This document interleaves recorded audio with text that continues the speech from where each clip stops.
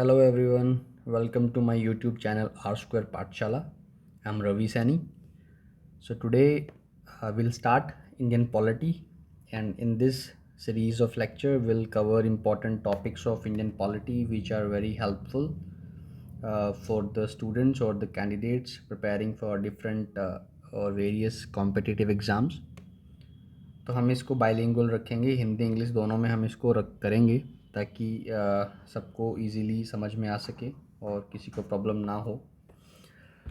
इसके अलावा जो लास्ट वीडियो में हमने जो एंशंट इंडियन हिस्ट्री शुरू करी थी वो हम कंटिन्यू करेंगे पैरेलली। ये जो सीरीज़ आज हम शुरू कर रहे हैं वो दोनों पैरेलल में चलेंगी। मे बी हम सेपरेट सीरीज़ ऑफ वीडियोस में मैं मे बी डिफरेंट टॉपिक्स की सीरीज़ लेके आऊँ।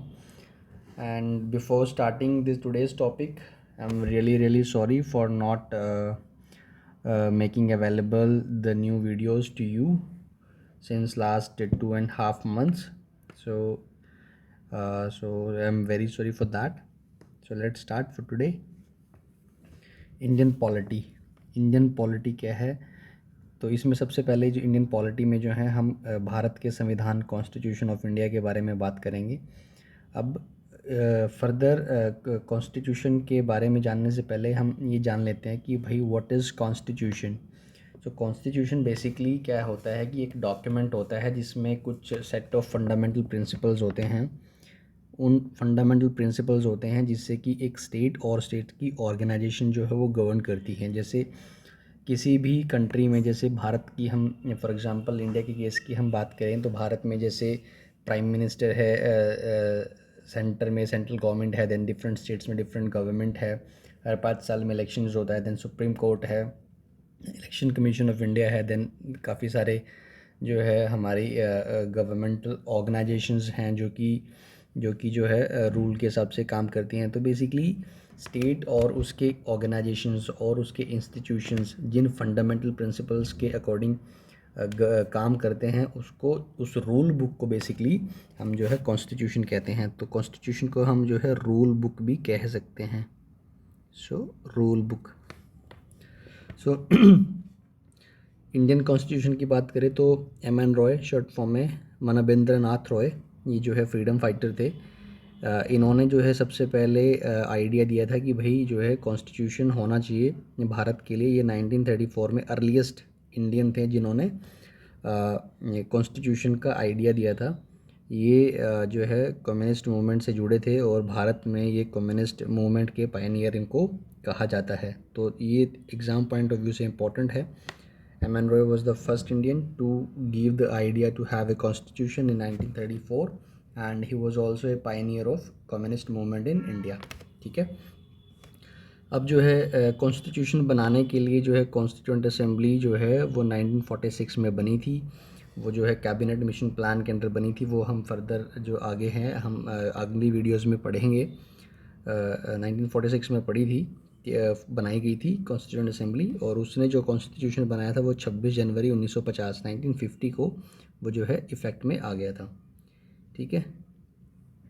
अब आप ये कंफ्यूज होंगे कि भाई जो प्रेम्बल है वहाँ पे 26 नवंबर लिखी है। ये इसलिए क्योंकि जो है नवंबर 1949 में कॉन्स्टिट्यूशन कंप्लीट हो गया था, अडॉप्ट कर लिया गया था, और जो कुछ इंपॉर्टेंट प्रोविजंस थे वो नवंबर 1949 से इफ़ेक्ट हो गए थे। जो बाकी जो मेजॉरिटी ऑफ द कॉन्स्टिट्यूशन है वो जनवरी 1950 में इम्प्लीमेंट हुआ था, मतलब इफ़ेक्ट हुआ था, फोर्स में आया था। ये 26 जनवरी जो डेट चूज़ की गई थी क्योंकि इसी दिन जो है 1930 में जो है इंडियन नेशनल कांग्रेस ने लाहौर सेशन में जो है पूर्ण स्वराज की वो बेसिकली झंडा लहराया था। तो वो स्पेशल डे मान के वो 26 जनवरी को ही कॉन्स्टिट्यूशन को इफ़ेक्ट में लेके आए। ठीक है। तो जिसकी डिटेल हम आगे भी पढ़ेंगे। आगे हम जानेंगे कि हमने 26 जनवरी 1950 क्यों डिनर डिटेल में। यहाँ पे जस्ट एक ओवरव्यू है कि 26 जनवरी 1950 को कॉन्स्टिट्यूशन जो है इफ़ेक्ट में आया। अब जो इंडियन कॉन्स्टिट्यूशन है उसके जो ओरिजिन है और जो ग्रोथ हुई है हमारे कॉन्स्टिट्यूशन की, उसके ब्रिटिश पीरियड जो रहा है इंडियन हिस्ट्री का, उसमें उसके रूट्स रहे हैं। बेसिकली हमारा जो कॉन्स्टिट्यूशन है वो हमने ब्रिटिश पीरियड में जो डिफरेंट एक्ट्स थे, जो डिफरेंट इवेंट्स हुए हैं, उनसे जो हमने चीज़ें उठाई है उन वो सब मिला के हमने फिर हमारा इंडियन कॉन्स्टिट्यूशन बना है। तो ब्रिटिश रूल में काफ़ी सारे इवेंट्स हुए थे जिनसे कि ब्रिटिश एडमिनिस्ट्रेशन और ऑर्गेनाइजेशन का एक लीगल फ्रेमवर्क बना, और उसने फिर हमारे कॉन्स्टिट्यूशन को काफ़ी हद तक जो है इफ़ेक्ट किया है। तो वो कैसे इफ़ेक्ट किया है और वो कौन कौन से इंपॉर्टेंट इवेंट्स हैं उसके बारे में हम पढ़ेंगे। तो उसको जो है हम बेसिकली दो पार्ट में डिवाइड करेंगे। हिस्टोरिकल बैकग्राउंड उसको बोलेंगे, दो पार्ट में डिवाइड करेंगे। The company rule 1773 to 1857, and then the crown rule from 1857 to 1947. So after 1947 India became independent country. Okay, तो कंपनी रूल का मतलब जो ईस्ट इंडिया कंपनी थी वो कंपनी रूल कर रही थी 1857 के रिवॉल्ट के बाद। देन जो ब्रिटिश क्राउन था, ब्रिटिश गवर्नमेंट ने डायरेक्टली जो है पावर एज्यूम कर ली थी, और फिर 1857 से 1947 तक क्राउन रूल चलता है। तो इस आज की वीडियो में हम जो है कंपनी रूल के बारे में बात करेंगे, which is up to period 1857, और नेक्स्ट वीडियो में फिर हम जो क्राउन रूल जो कि 1857 से 1947 है उसके बारे में हम डिस्कस करेंगे। ठीक है, तो कंपनी रूल में सबसे पहले आते हैं रेगुलेटिंग एक्ट।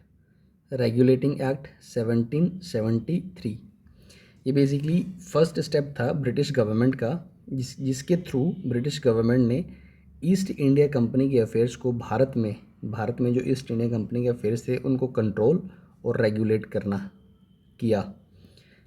ठीक है, first step towards controlling and regulating the affairs of East India Company in India by British government. ठीक है, इस एक्ट ने जो है कंपनी के पॉलिटिकल और एडमिनिस्ट्रेटिव फंक्शंस को रिकॉग्नाइज किया। ठीक है, तीसरा पॉइंट क्या है कि जो गवर्नर ऑफ बंगाल था उसको गवर्नर जनरल ऑफ बंगाल का डेजिग्नेशन दिया गया, डेजिग्नेशन चेंज कर दिया गया, और एक एग्जीक्यूटिव काउंसिल बनाई गई 4 मेंबर्स की, जो कि गवर्नर जनरल ऑफ बंगाल को असिस्ट कर सके। तो first governor general of Bengal was Lord Warren Hasting. ठीक है, वो फर्स्ट गवर्नर जनरल था बंगाल का।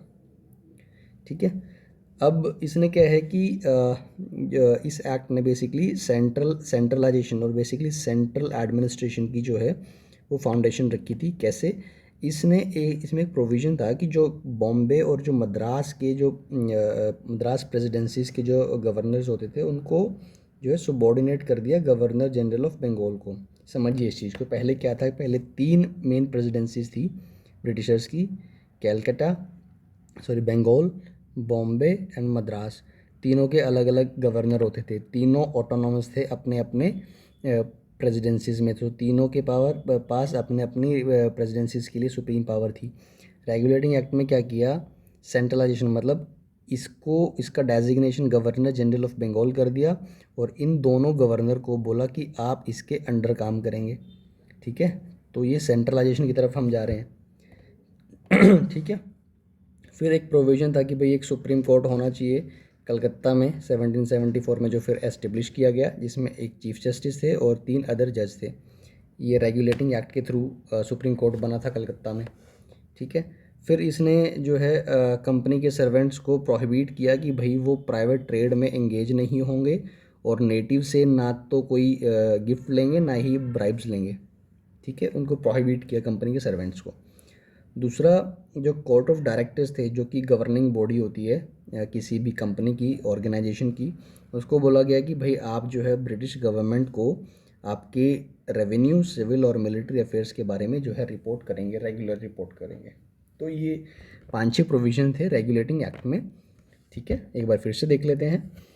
एक तो फर्स्ट स्टेप था जो कि ब्रिटिश गवर्नमेंट ने लिया था, to control and regulate the affairs of East India Company in India. Then second, this act recognized the political and administrative functions of the company, then designated the governor of Bengal as the governor general of Bengal, and created an executive council of 4 members to assist him. So Lord Warren Hastings was the first governor general of Bengal, Also laid down the foundation of central administration in India by putting governors of Bombay and Madras presidencies subordinate to the Governor General of Bengal. Then provided for the establishment of Supreme Court at Calcutta in 1774, comprising one Chief Justice and 3 other judges. Prohibited the servants of the company from engaging in any private trade or accepting private presents or bribes from the natives. Then last, Court of Director had to report to the British government on its revenue, civil and military affairs in India. I hope regulating act 1773 का आपको clear है. तो next move करते हैं amending act of 1771. इसको act of settlement भी कहते हैं. अब जो है 1773 का जो रेगुलेटिंग एक्ट आया था उसमें काफ़ी सारे डिफेक्ट्स थे. मतलब डिफेक्ट्स इन द सेंस कि जो पहले सुप्रीम कोर्ट बना था उसके अंदर जो है काउंसिल और रेवेन्यू भी उसकी जुरिस्डिक्शन के अंडर आते थे. बट कुछ डिफेक्ट थे जिसका ब्रिटिशर्स ने जो है विरोध किया. तो उसको रेक्टिफाई करने के लिए एक अमेंडिंग एक्ट आया था 1771 में, एक्ट ऑफ सेटलमेंट जिसको बोलते हैं. उसने बेसिकली क्या किया, जो काउंसिल और रेवेन्यू था उसको जो है कोर्ट की जुरिस्डिक्शन से अलग कर दिया. ठीक है, ये इस डिफेक्ट उसने अलग कर दिया. ज़्यादा इंपॉर्टेंट नहीं है बट ये पता होना चाहिए कि एक्ट ऑफ सेटलमेंट जो है रेगुलेटिंग एक्ट 1773 के डिफेक्ट्स को रेक्टिफाई करने के लिए लाया गया था. उसके बाद इम्पॉर्टेंट जो है वो पिट्स इंडिया एक्ट है. ये इम्पॉर्टेंट है, किस लिए इम्पॉर्टेंट है वो हम देखेंगे. पहली बार जो है जो कंपनी के कॉमर्शियल और पॉलिटिकल फंक्शंस को कंपनी के कॉमर्शियल और पॉलिटिकल फंक्शंस को डिस्टिंग्विश किया गया. डिस्टिंग्विश मतलब अलग अलग कर दिया गया. और इसमें क्या है, बेसिकली कोर्ट ऑफ डायरेक्टर तो थे ही, जिसको बोला गया कि आप जो है कॉमर्शियल फंक्शंस को मैनेज कीजिए, बट हम जो है पॉलिटिकल फंक्शंस को जो है मैनेज करने के लिए एक अलग बॉडी बना रहे हैं, बोर्ड ऑफ कंट्रोल, जिसमें 6 मेंबर थे. 2 ब्रिटिश कैबिनेट के मेंबर थे एंड 4 फ्रॉम प्रिवी काउंसिल.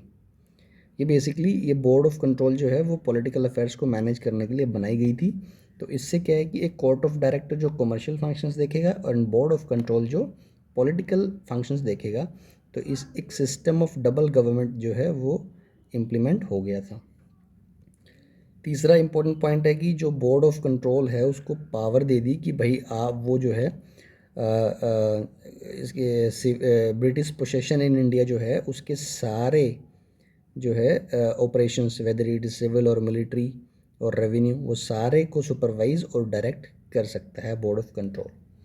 तो पिट्स इंडिया एक्ट इम्पॉर्टेंट किस लिए है, एक तो इसने जो है डबल गवर्नमेंट के सिस्टम को एस्टेब्लिश किया. दूसरा इसने जो कंपनी की जो इंडिया में जो टेरिटरीज थी उसको ब्रिटिश पोसेशन इन इंडिया बोला, ये एक इम्पॉर्टेंट है.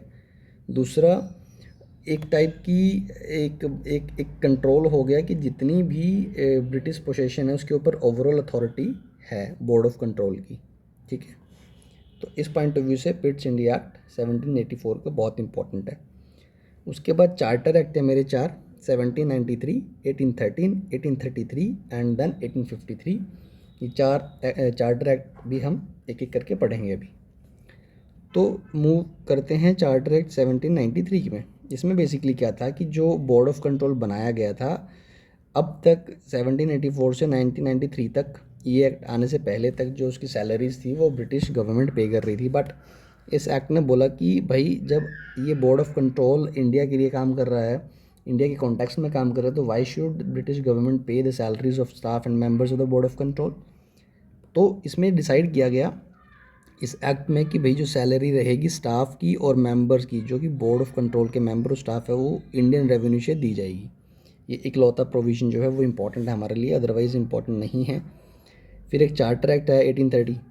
इसमें बेसिकली क्या था, जो कंपनी की मोनोपली थी इंडिया के साथ ट्रेड करने की. आपको याद होगा जब 1600 में ईस्ट इंडिया कंपनी भारत में आई थी, उसके पास मोनोपली थी इंडिया के साथ ट्रेड करने की. तो वो मोनोपली जो 1600 में उसको मिली थी वो 1813 के चार्टर एक्ट ने उसको ख़त्म कर दिया. हालांकि जो कंपनी की चाइना के साथ ट्रेड करने की जो मोनोपली थी उसको बरकरार रखा, और दूसरा भारत में ही जो चाय की ट्रेड की जो मोनोपली थी उसको भी बरकरार रखा. ओवरऑल मोनोपली ख़त्म कर दी, बट चाय की मोनोपली रही, दूसरा चाइना के साथ ट्रेड करने की मोनोपली रही. एक और प्रोविज़न था कि इस एक्ट ने 1 लाख रुपए की ग्रांट मंजूर करी थी एजुकेशन के लिए, भारत में एजुकेशन के लिए, ठीक है। Then charter act 1833। अब जैसे हमने पढ़ा कि सेंट्रलाइजेशन, रेगुलेटिंग एक्ट 1773 से सेंट्रलाइजेशन की शुरुआत होती है, मतलब जो पावर का सेंट्रलाइजेशन होता है वो जो है चार्टर एक्ट 1833 वो उसका फाइनल स्टेप है। फर्स्ट स्टेप रेगुलेटिंग एक्ट होता है और 1833 उसका फाइनल स्टेप होता है towards centralization in British India, centralization of power. इसमें जैसे उसमें रेगुलेटिंग एक्ट में गवर्नर ऑफ बंगाल को गवर्नर जनरल ऑफ बंगाल बनाया था। यहाँ पे गवर्नर जनरल ऑफ बंगाल को गवर्नर जनरल ऑफ इंडिया बना दिया जाता है और उसको सारी सिविल और मिलिट्री पावर दे दी जाती है in context of British possession in India. तो लॉर्ड विलियम बेंटिक जो है फर्स्ट गवर्नर जनरल थे भारत के। तो इस एक्ट ने बेसिकली एक गवर्नमेंट बनाई जिसके पास पूरे भारत की जो ब्रिटिश पोसेशन था, जो टेरिटरी कंपनी के पास थी, उसके ऊपर पूरी अथॉरिटी थी, ठीक है। और जो है since governor general of Bengal को गवर्नर जनरल ऑफ इंडिया बना दिया गया, तो जो गवर्नर्स ऑफ बॉम्बे और मद्रास प्रेसिडेंसीज के जो गवर्नर थे उनसे उनकी लेजिस्लेटिव पावर छीन ली गई।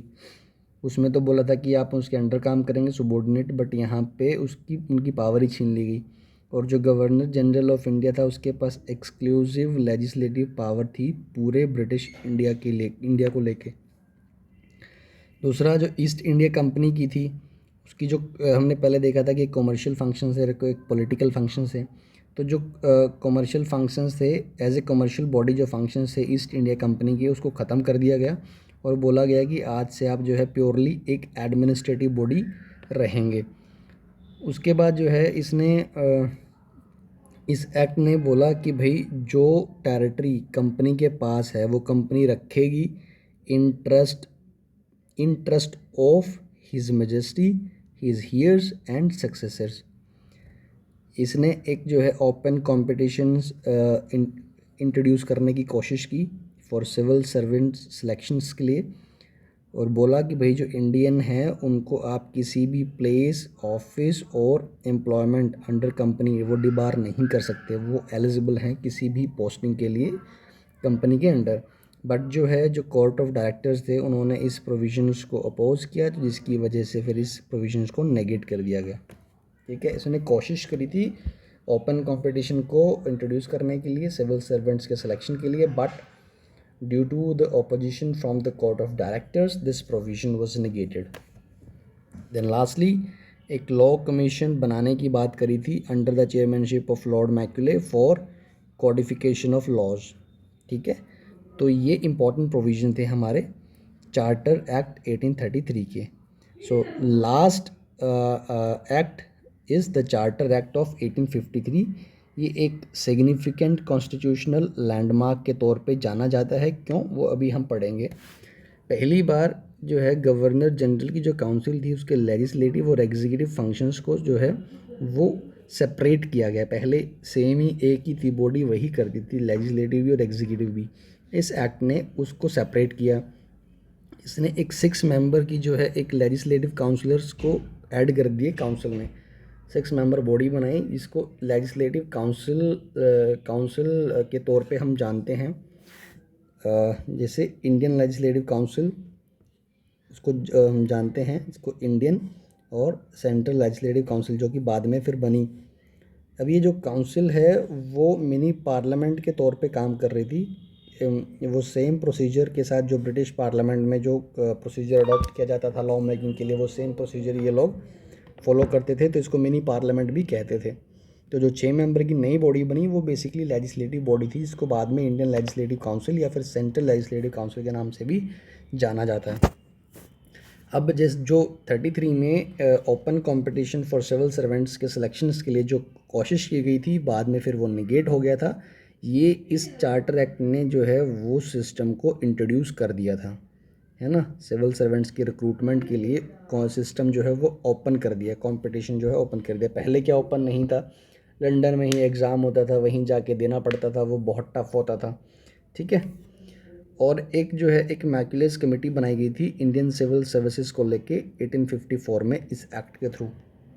ठीक है, एक तो रिक्रूटमेंट ऑफ सिविल सर्वेंट्स का सिस्टम ओपन हो गया और दूसरा मैकुलर कमेटी बनी थी 1854 में। इसमें वही कि जो कंपनी का जो रूल था, कंपनी को बोला कि भाई आप कंपनी के रूल को एक्सटेंड कर दिया और उसको बोला कि आप जो है ब्रिटिश पोसेशन जो है इंडियन टेरिटरीज़ का वो ब्रिटिश क्राउन के ट्रस्ट पे रखिए।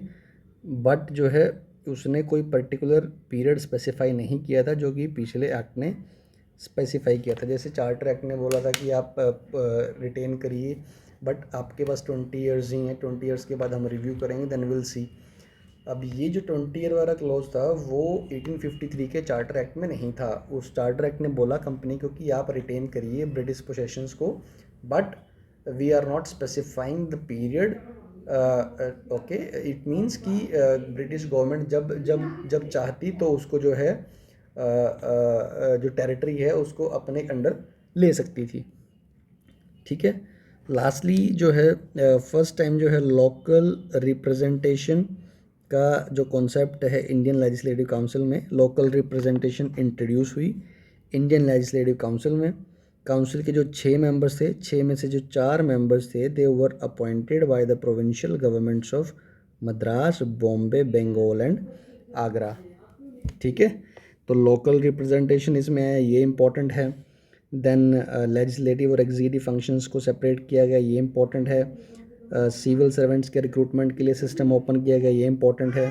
तो बेसिकली ये सब इसमें इम्पॉर्टेंट है। तो इस वीडियो में सिर्फ इतना ही था। नेक्स्ट वीडियो में जो हम क्राउन रूल की बात कर रहे थे वो क्राउन रूल हम 1857 टू 1947 के बारे में हम पढ़ेंगे। आई होप आपको मेरा वीडियो पसंद आया है और आई होप कि आपको मेरा पढ़ाना भी पसंद आ रहा है। अगर आपको मेरा वीडियो पसंद आ रहा है तो please like, share and subscribe, और also please share this video to as many as people so that they can also benefit from this series of lectures. So see you in the next video. Thank you very much. Take care. Bye bye.